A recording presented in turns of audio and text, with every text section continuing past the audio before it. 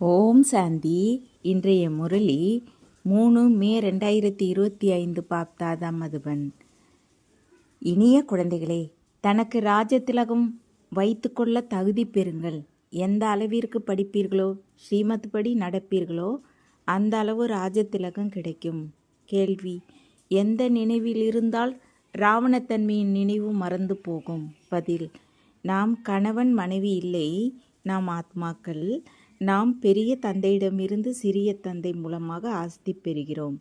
இந்த நினைவு ராவணத்தன்மையின் நினைவை மறக்க வைக்கும். நாம் ஒரு தந்தையின் குழந்தைகள் என்பது நினைவிற்கு வரும்பொழுது ராவணத்தன்மையின் நினைவு முடிந்து போகும். பவித்திரமாக இருப்பதற்கு இதுவும் நல்ல உத்தி. எனினும் இதற்கு முயற்சி தேவை. பாடல்: உன்னை அடைந்ததால் உலகை அடைந்தேன். ஓம் சாந்தி. ஆன்மீக தந்தை அமர்ந்து ஆன்மீக குழந்தைகளுக்கு புரிய வைக்கிறார். எல்லோரும் இங்கே திலகம் வைப்பதை பாருங்கள். இந்த இடம் ஒன்று ஆத்மாவின் இருப்பிடம், இரண்டாவது ராஜ திலகமும் இங்கேயே வைக்கப்படுகிறது. இது ஆத்மாவின் அடையாளமாக இருக்கிறது. இப்போது ஆத்மாவிற்கு தந்தையின் ஆஸ்தியான சொர்க்கம் தேவை. உலகின் அரச திலகம் தேவை. சூரியவம்ச சந்திரவம்ச மகாராஜா மகாராணி ஆவதற்காக படிக்கிறீர்கள். இதை படிப்பது தனக்குத்தானே அரச திலகம் வைத்துக் கொள்வதைப் போல உள்ளது. படிப்பதற்காக நீங்கள் இங்கே வந்திருக்கிறீர்கள். இங்கே அமர்ந்திருக்கும் ஆத்மா பாபா, நாங்கள் உங்களிடமிருந்து உலகின் சுயராஜ்யத்தை அவசியம் பெறுவோம் என்று சொல்கிறது. ஒவ்வொருவரும் தனக்காக முயற்சி செய்ய வேண்டும். பாபா, நாங்கள் அப்படி நல்ல பிள்ளைகளாக மாறி காட்டுவோம். நாங்கள் எப்படி நடக்கிறோம் என்று எங்கள் நடத்தையை பார்த்து கொண்டே இருங்கள் என்று சொல்கிறார்கள். நான் எனக்கு அரச திலகம் வைத்துக்கொள்ள தகுதி பெற்று இருக்கிறேனா அல்லது இல்லையா என்பதை நீங்களும் அறிய முடியும். குழந்தைகள், நீங்கள் தகுதி வாய்ந்தவராகி தந்தைக்கு காட்ட வேண்டும். பாபா, நாங்கள் உங்கள் பெயரை நிச்சயம் பிரசித்தம் செய்வோம். நாங்கள் உங்களுக்கு உதவியாளராகி எங்களுக்கு உதவி செய்து பாரதத்தில் நாங்கள் ராஜ்யம் செய்வோம். நமது ராஜ்யம் என்று பாரதவாசிகள் சொல்கிறார்கள். எனினும் இப்போது நாம் விஷ வைத்திரணி நதியில் கிடைக்கிறோம் என்பது அந்த பரிதாபத்திற்கு உரியவர்களுக்கு தெரியாது. ஆத்மாக்கள் நமக்கு நமது ராஜ்யம் இல்லை. இப்போது ஆத்மா தலைகீழாக தொங்கிக் கொண்டு இருக்கிறது. சாப்பிடவும் கிடைப்பதில்லை. எப்போது அப்படிப்பட்ட நிலை ஏற்படுமோ அப்போது எனது குழந்தைகளுக்கு சாப்பாட்டுக்கே வழி இல்லை. இப்போது நான் சென்று இவர்களுக்கு ராஜயோகத்தை கற்பிக்க வேண்டும் என்று தந்தை சொல்கிறார். அதனால் ராஜயோகத்தை கற்பிக்க பாபா வருகிறார். எல்லையற்ற தந்தையை நினைவு செய்கிறார்கள். அவர்தான் புதிய உலகை படைப்பவர். தந்தை பதித்த பாவனராகவும் இருக்கிறார், ஞான கடலாகவும் இருக்கிறார். இது உங்களை தவிர வேற யாருடைய புத்தியிலும் இல்லை. உண்மையில் நமது தந்தை ஞானக்கடல், சுகக்கடல் என்பது குழந்தைகள் உங்களுக்கு மட்டுமே தெரியும். இந்த புகழை உறுதியாக நினைவு செய்யுங்கள், மறக்காதீர்கள். தந்தைக்கு புகழ் இருக்கிறது தானே. அந்த தந்தை பிறப்பற்றவர். கிருஷ்ணரின் புகழ் முற்றிலும் வேறு. பிரதம மந்திரி, ஜனாதிபதி போன்றோருக்கு வெவ்வேறு பெருமைகள் இருக்கின்றன. எனக்கும் இந்த நாடகத்தில் மிக உயர்ந்த பாகம் கிடைத்திருக்கிறது என்று தந்தை சொல்கிறார். இது எல்லையற்ற நாடகம். இதன் ஆயுள் எவ்வளவு என்பது நாடக நடிகர்களுக்கு தெரிய வேண்டும். ஒருவேளை தெரியவில்லை என்றால் அவரை அறிவில்லாதவர் என்று சொல்வார்கள். எனினும் இதை யாரும் புரிந்து கொள்ளவே இல்லை. மனிதர்கள் எதிலிருந்து எதுவாக ஆகிறார்கள் என்ற வித்தியாசத்தை தந்தை வந்து சொல்கிறார். இப்போது நீங்கள் புரிந்து கொள்கிறீர்கள். 84 பிறவிகள் எப்படி எடுக்கிறார்கள் என்பதை மனிதர்கள் முற்றிலும் அறியவில்லை. பாரதம் எவ்வளவு உயர்வாக இருந்தது. சித்திரங்கள் இருக்கின்றன. சோமநாதர் கோவிலிருந்து எவ்வளவு செல்வங்களை கொள்ளையடித்து சென்றார்கள். எவ்வளவு செல்வம் இருந்தது. இப்போது குழந்தைகள், நீங்கள் இங்கே எல்லையற்ற தந்தையை சந்திக்க வந்திருக்கிறீர்கள். தந்தையிடமிருந்து ஸ்ரீமத்துப்படி ராஜ திலகத்தை பெற வந்திருக்கிறோம் என்பது குழந்தைகளுக்கு தெரியும். நிச்சயம் பவித்திரமாக மாற வேண்டும் என்று தந்தை சொல்கிறார். ஜென்ம ஜென்மங்களாக விஷ வைத்திரணி நதியில் மூழ்கி தத்தளித்து களைத்து போகவில்லையா? நாங்கள் பாவிகள், குணமிழந்து எங்களிடம் எந்த குணமும் இல்லை என்று சொல்கிறார்கள். அப்படியானால் எப்போது குணம் இருந்தது? இப்போது இல்லை. நீங்கள் உலகின் எஜமானர்களாக அனைத்து குணங்களும் நிறைந்தவர்களாக இருந்தீர்கள் என்பதை இப்போது நீங்கள் புரிந்திருக்கிறீர்கள். இப்போது எந்த குணமும் இல்லை. இதையும் தந்தை புரிய வைக்கிறார். தந்தையே குழந்தைகளை படைக்கிறார். அதனால் அனைத்து குழந்தைகள் மீது கருணை வருகிறது. எனக்கும் நாடகத்தில் பாகம் இருக்கிறது என்று தந்தை சொல்கிறார். எவ்வளவு தமோ பிரதானமாக மாறி இருக்கிறார்கள். பொய், பாவம், சண்டை என என்னென்னவோ நடக்கின்றன. நாம் ஒரு காலத்தில் உலகின் அதிபர்களாக இரட்டை கிரீடத்தோடு இருந்தோம் என்பதை எல்லா பாரதவாசி குழந்தைகளும் மறந்துவிட்டனர். நீங்கள் உலகின் அதிபர்களாக இருந்தீர்கள். பிறகு நீங்கள் 84 பிறவிகளை எடுத்து வந்தீர்கள் என்று தந்தை அவர்களுக்கு நினைவூட்டுகிறார். நீங்கள் உங்கள் 84 பிறவிகளை மறந்துவிட்டது அதிசயமாக இருக்கிறது. 84ற்கு பதிலாக 84 லட்சம் பிறவிகள் என்று சொன்னதால் கல்பத்தின் ஆயுளையும் லட்சக்கணக்கான வருடங்கள் என்று சொல்லிவிட்டனர். கார் இருளில் இருக்கிறார்கள் தானே. எவ்வளவு பொய்! பாரதமே உண்மையான கண்டமாக இருந்தது, பாரதமே பொய்யான கண்டமாக மாறிவிட்டது. பொய்யான கண்டமாக மாற்றியது யார், உண்மையான கண்டமாக மாற்றியது யார் என்பது யாருக்கும் தெரியாது. ராவணனை முற்றிலும் அறியாமல் இருக்கிறார்கள். பக்தர்கள் ராவணனை எரிக்கிறார்கள். ஒருவர் தர்ம சிந்தனையுடையவர்களாக இருந்தால் மனிதர்கள் என்னென்ன செய்கிறார்கள் என்பதை அவருக்கு நீங்கள் சொல்லுங்கள். எதை சொர்க்கம் பாரடைஸ் என்று சொல்கிறார்களோ அந்த சத்தியுகத்தில் சைத்தான் ராவணன் எங்கிருந்து வந்தான்? நரகத்தின் மனிதர்கள் அங்கே எப்படி வர முடியும்?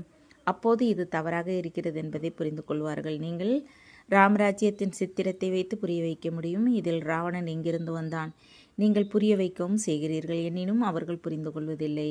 யாராவது அரிதாக வருகிறார்கள். நீங்கள் எவ்வளவு குறைவாக இருக்கிறீர்கள். இருந்தும் எத்தனை பேர் தங்குகிறார்கள் என்பதை நீங்கள் போக போக பாருங்கள். ஆத்மாவின் சிறிய அடையாளத்தையும் இங்கேயே காட்டுகிறார்கள் என்று தந்தை புரிய வைக்கிறார். ராஜ திலகம் பெரிய அடையாளமாக இருக்கிறது. இப்போது தந்தை வந்திருக்கிறார். தனக்கு எப்படி பெரிய திலகத்தை கொடுப்பது, நீங்கள் எப்படி சுயராஜ்யத்தை பெற முடியும் என்பதற்கு வழியே சொல்கிறார். அதற்கு ராஜயோகம் என்று பெயர் வைத்திருக்கிறார்கள். அதை கற்பிப்பவர் பாபா. ஸ்ரீ கிருஷ்ணர் ஒன்றும் தந்தையாக முடியாது, அவரோ குழந்தை. பிறகு ராதையுடன் சுயவரம் நடக்கிறது. அப்போது ஒரு மகன் இருப்பார். மற்றபடி ஸ்ரீ கிருஷ்ணருக்கு இத்தனை ராணிகள் போன்றோரை கொடுத்திருப்பதெல்லாம் பொய். எனினும் இதுவும் நாடகத்தில் நிச்சயிக்கப்பட்டிருக்கிறது. இப்படிப்பட்ட விஷயங்களை மீண்டும் கேட்பீர்கள். ஆத்மாக்கள் நாம் பாகத்தை நடிக்க எப்படி மேலே இருந்து வருகிறோம், ஒரு சரீரத்தை விடுத்து அடுத்ததை எப்படி எடுக்கிறோம் என்பது இப்போது குழந்தைகள் உங்கள் புத்தியில் இருக்கிறது. இது மிகவும் எளிதாக இருக்கிறது. குழந்தை பிறக்கிறது, இப்படி சொல் என்று அதற்கு கற்பிக்கிறார்கள். அதனால் கற்றுக் கொடுக்கும் பொழுது கற்றுக்கொள்கிறது. பாபா உங்களுக்கு எதை கற்பிக்கிறார்? தந்தை மற்றும் ஆஸ்தியை நினைவு செய்யுங்கள் என்று மட்டும் தந்தை சொல்கிறார். தாய் தந்தை நீரே என்று நீங்கள் பாடவும் செய்கிறீர்கள். ஆத்மா பாடுகிறது தானே. உண்மையில் சுகமான வாழ்க்கை கிடைக்கிறது. சிவபாபா நமக்கு பாடம் கற்பிக்கிறார் என்பது குழந்தைகள் உங்களுக்கு தெரியும். இங்கே நீங்கள் சிவபாபாவிடம் வந்திருக்கிறீர்கள். பாகிரதன் என்பது மனித ரதம். இதில் பரமபிதா பரமாத்மா அமர்ந்திருக்கிறார். எனினும் ரதத்தின் பெயர் என்ன? இப்போது அவர் பெயர் பிரம்மா என்பது உங்களுக்கு தெரியும். ஏனென்றால் பிரம்மா மூலமாக பிராமணர்களை படைக்கிறார். பிராமண குடுமி முதலில் வருகிறது, பிறகு தேவர்கள், முதலில் பிராமணர்கள் தேவை. எனவே விராட ரூபமும் காட்டப்படுகிறது. பிராமணர்கள் நீங்களே, பிறகு தேவர்களாகிறீர்கள். தந்தை மிக நன்றாக புரிய வைக்கிறார். இருந்தும் மறந்து விடுகிறீர்கள். நாம் கணவன் மனைவி இல்லை, நாம் ஆத்மாக்கள் என்பதை சதா நினைவில் வையுங்கள் என்று தந்தை சொல்கிறார். நாம் பெரிய தந்தையிடமிருந்து, அதாவது சிவபாபாவிடமிருந்து சிறிய தந்தை பிரம்மா மூலமாக ஆஸ்தி பெற்று கொண்டிருக்கிறோம் என்பது நினைவில் இருந்தால் ராவணத்தன்மையின் நினைவு மறந்து போகும். இது பவித்திரமாக இருப்பதற்கு மிக நல்ல உத்தி. தந்தையிடம் அதிக ஜோடிகள் வருகிறார்கள். இருவரும் பாபா என்று சொல்கிறார்கள். நாம் ஒரு தந்தையின் குழந்தைகள் என்பது எப்போது நினைவிற்கு வருமோ அப்போது ராவணத்தன்மையின் நினைவு மறந்து போக வேண்டும். இதற்கு முயற்சி தேவை. முயற்சி செய்யாமல் எதுவும் நடக்காது. நாம் தந்தையின் உடையவராக மாறியிருக்கிறோம், அவரையே நினைவு செய்கிறோம் என்பது நினைவு செய்தால் விக்கிரமங்கள் விநாசமாகும் என்று தந்தை சொல்கிறார். 84 பிறவிகளின் கதையும் முற்றிலும் எளிதாக இருக்கிறது. மற்றபடி தந்தையை நினைவு செய்வதில் முயற்சி இருக்கிறது. முயற்சி செய்து குறைந்தது 8 மணி நேரம் நினைவு செய்யுங்கள் என்று தந்தை சொல்கிறார். 1 மணி அரை மணி தந்தை நமக்கு இதை கற்பிக்கிறார் என்பது வகுப்பிற்கு போகும்போது நினைவிற்கு வருகிறது. இப்போது நீங்கள் தந்தையின் முன்னால் இருக்கிறீர்கள் தானே. குழந்தைகளே குழந்தைகளே என்று அழைத்து தந்தை புரிய வைக்கிறார். குழந்தைகள் நீங்கள் கேட்கிறீர்கள், கேட்டதை கேட்காதே, கெட்டதை கேட்காதே என்று தந்தை சொல்கிறார். இதுவும் இந்த நேர விஷயம். நாம் ஞானக்கடல் தந்தையிடம் நேரில் வந்திருக்கிறோம் என்பது இப்போது குழந்தைகள் உங்களுக்கு தெரியும். ஞானக்கடல் தந்தை உங்களுக்கு முழு சிருஷ்டி ஞானத்தை சொல்லிக் கொண்டு இருக்கிறார். பிறகு ஒருவர் பெறுவதும் பெறாததும் அவரை பொறுத்தது. தந்தை இப்போது நமக்கு ஞானத்தை கொடுக்கிறார். இப்போது நாம் ராஜயோகத்தை கற்கிறோம். பிறகு சாஸ்திரங்கள் போன்ற பக்தியின் எந்த அம்சமும் இருக்காது. பக்தி மார்க்கத்தில் இம்மி அளவு கூட ஞானம் இருக்காது. பிறகு ஞான மார்க்கத்தில் இம்மி அளவு கூட பக்தி இருக்காது. ஞானக்கடல் எப்போது வருவாரோ அப்போது ஞானத்தை சொல்வார். சத்கதி பெறவே அவரது ஞானம் இருக்கிறது. சத்கதி கொடுக்கும் வள்ளலாக ஒருவரே இருக்கிறார். அவரையே பகவான் என்று சொல்கிறார்கள். எல்லோரும் ஒரே ஒரு பதித்த பாவனரையே அழைக்கிறார்கள். பிறகு மற்றவர் எப்படி அப்படி இருக்க முடியும்? இப்போது தந்தையிடமிருந்து குழந்தைகள் நீங்கள் உண்மையான விஷயங்களை கேட்டுக்கொண்டு இருக்கிறீர்கள். குழந்தைகளே, நான் உங்களை எவ்வளவு செல்வந்தராக மாற்றிவிட்டு சென்றிருந்தேன் என்று தந்தை சொல்கிறார். 5000 வருடங்களின் விஷயம் நீங்கள் இரட்டை கிரீடதாரிகளாக இருந்தீர்கள். பவித்திரத்தின் கிரீடமும் இருந்தது. பிறகு எப்போது ராவணராஜ்யம் வருமோ அப்போது நீங்கள் பூசாரிகளாகிறீர்கள். இப்போது தந்தை பாடம் கற்பிக்க வந்திருப்பதால் அவரது ஸ்ரீமத்துப்படி நடக்க வேண்டும். பிறருக்கும் புரிய வைக்க வேண்டும். நான் இந்த சரீரத்தை கடனுக்கு பெற வேண்டியிருக்கிறது என்று தந்தை சொல்கிறார். புகழெல்லாம் அந்த ஒருவருக்கே இருக்கிறது. நானும் அவரது ரதமாக இருக்கிறேன். நான் காளை மாடு இல்லை. பெருமையெல்லாம் உங்களுடையது. பாபா உங்களுக்கு சொல்கிறார். நானும் இடையில் கேட்டுக்கொள்கிறேன். என் ஒருவருக்கு மட்டும் எப்படி சொல்வார்? உங்களுக்கும் சொல்கிறார். நானும் கேட்டுக்கொள்கிறேன். இவரும் முயற்சி செய்யும் மாணவர். நீங்களும் மாணவர்கள். இவரும் படிக்கிறார். தந்தையின் நினைவில் இருக்கிறார். எவ்வளவு மகிழ்ச்சியில் இருக்கிறார். லட்சுமி நாராயணரை பார்த்து நாம் இப்படி ஆகப் போகிறோம் என்ற மகிழ்ச்சி ஏற்படுகிறது. சொர்க்கத்தின் இளவரசர் இளவரசி ஆவதற்காக நீங்கள் இங்கே வந்திருக்கிறீர்கள். இது ராஜயோகம். குறிக்கோளும் இருக்கிறது. பாடம் கற்பிப்பவரும் அமர்ந்து இருக்கிறார். பிறகு அவ்வளவு மகிழ்ச்சி ஏன் ஏற்படாது? மனதில் அதிக மகிழ்ச்சி ஏற்பட வேண்டும். தந்தையிடமிருந்து நாம் ஒவ்வொரு கல்பமும் ஆஸ்தி பெறுகிறோம். இங்கே ஞான கடலிடம் வருகிறோம். தண்ணீரின் விஷயமே இல்லை. இங்கே தந்தை நேரில் புரிய வைக்கிறார். நீங்களும் இப்படி ஆவதற்காக படிக்கிறீர்கள். இப்போது நாம் நமது வீட்டிற்கு போகிறோம் என்ற மிகுந்த மகிழ்ச்சி குழந்தைகளுக்கு ஏற்பட வேண்டும். இப்போது யார் எவ்வளவு படிப்பாரோ அவ்வளவு உயர்ந்த பதவி பெறுவர். ஒவ்வொருவரும் அவரவர் சொந்த முயற்சி செய்ய வேண்டும். மனமுடைந்து போக வேண்டாம். இது மிகப்பெரிய லாட்ரி. புரிந்து இருந்த போதும் ஆச்சரியப்படும்படி படிப்பை விட்டுவிட்டு ஓடிவிடுகிறார்கள். மாயா எவ்வளவு பிரபலமாக இருக்கிறது. நல்லது. இனிமேலும் இனிமையான காணாமல் போய் கண்டெடுக்கப்பட்ட செல்ல குழந்தைகளுக்கு தாய் தந்தை பாப்தாதாவின் அன்பு நினைவுகள் மற்றும் காலை வணக்கம். ஆன்மீக குழந்தைகளுக்கு ஆன்மீக தந்தை நமஸ்காரம். ஆன்மீக தந்தைக்கு ஆன்மீக குழந்தைகள் அன்பு நினைவுகள் மற்றும் நமஸ்காரம். தாரணைக்கான முக்கிய சாரம் 1. தனக்கு ராஜதிலகம் வைத்துக்கொள்ள தகுதி பெற வேண்டும். தகுதி வாய்ந்த குழந்தையாக காட்ட வேண்டும். நடத்தை மிக ராயலாக இருக்க வேண்டும். தந்தைக்கு முழுமையாக உதவி செய்ய வேண்டும். 2. நாம் மாணவர்கள். பகவான் நமக்கு பாடம் கற்பிக்கிறார் என்ற மகிழ்ச்சியில் பாடத்தை படிக்க வேண்டும். முயற்சியில் ஒருபோதும் மனம் உடைந்து போகக்கூடாது. வரதானம். உங்கள் அதிகாரத்தின் சக்தி மூலமாக திரிமூர்த்தி படைப்பை ஒத்துழைக்க வைக்கும் மாஸ்டர் படைப்பவர் ஆகுக. திரிமூர்த்தி சக்திகள், அதாவது மனம், புத்தி மற்றும் சமஸ்காரம். மாஸ்டர் படைப்பவர் உங்கள் படைப்பு. இவற்றை உங்கள் அதிகாரத்தின் சக்தியால் ஒத்துழைக்க வையுங்கள். ராஜா தானே காரியத்தை செய்வதில்லை, செய்ய வைப்பார். காரியங்களை செய்யும் அரச ஊழியர்கள் வேறாக இருப்பார்கள். அப்படி ஆத்மாவும் செய்ய வைக்கிறது.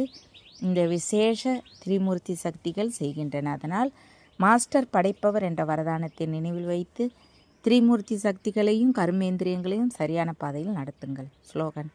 அவ்வியக்த பாலனியும் வரதானத்தை அதிகாரமாக பெறுவதற்கு நேர்மையாக இருங்கள். அவ்வியக்த செய்கை. ஆன்மீக ராயல்ட்டி மற்றும் பியூரிட்டியின் பர்சனாலிட்டியை தாரணை செய்யுங்கள். பவித்திரம் வெறும் பிரம்மச்சரியம் மட்டுமல்ல, அது ஒரு அஸ்திவாரம். ஆனால் கூடவே மற்ற 4ம் இருக்கின்றன. கோபம் மற்றும் அதன் துணைவர்கள் யாராக இருந்தாலும் அந்த மகா பூதங்களை தியாகம் செய்ய வேண்டும். கூடவே அதன் குழந்தை குட்டிகளாக சின்ன சின்ன வம்சமாத்திரமாக இருப்பவற்றையும் தியாகம் செய்ய வேண்டும். அப்போது பியூரிட்டியின் ஆன்மீக ராயல்ட்டியை தாரணை செய்பவர்கள் என்று சொல்வார்கள். ஓம் சாந்தி. தேங்க்ஸ் பாபா.